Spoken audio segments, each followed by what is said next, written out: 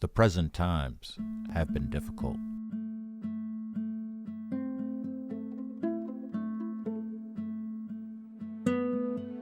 But we have been here before.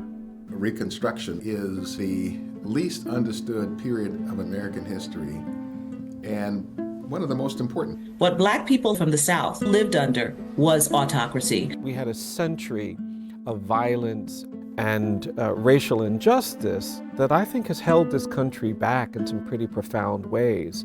And that narrative was rooted in this false claim that Black people aren't as good as white people. We have always taken direction in our own freedom, and it starts with Reconstruction.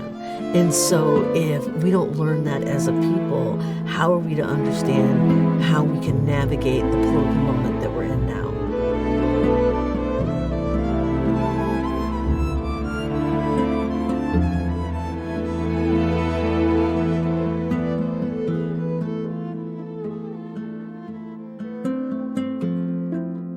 I do believe that the narrative struggle that surrounded slavery was the great struggle that we have not confronted. And I often argue that the great evil of American slavery wasn't the involuntary servitude, wasn't the forced labor, wasn't the brutal humiliation and degradation. It was the narrative that was created to justify enslavement.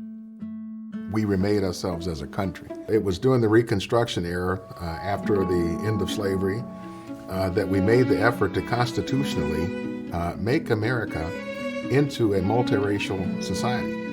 Reconstruction did have its successes, but it was ultimately attacked and defeated. It didn't fail. I mean, if there were a bridge that were blown up, we wouldn't say the bridge failed. It's been that courageous group of Black people who knew what they needed to do to open doors and make it possible, and they did it. And because we believe it and we know the struggle that our ancestors suffered, we're not willing to give up very easily.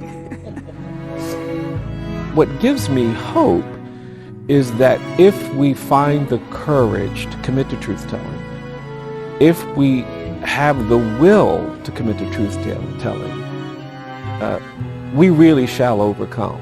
E pluribus unum, from the many, one.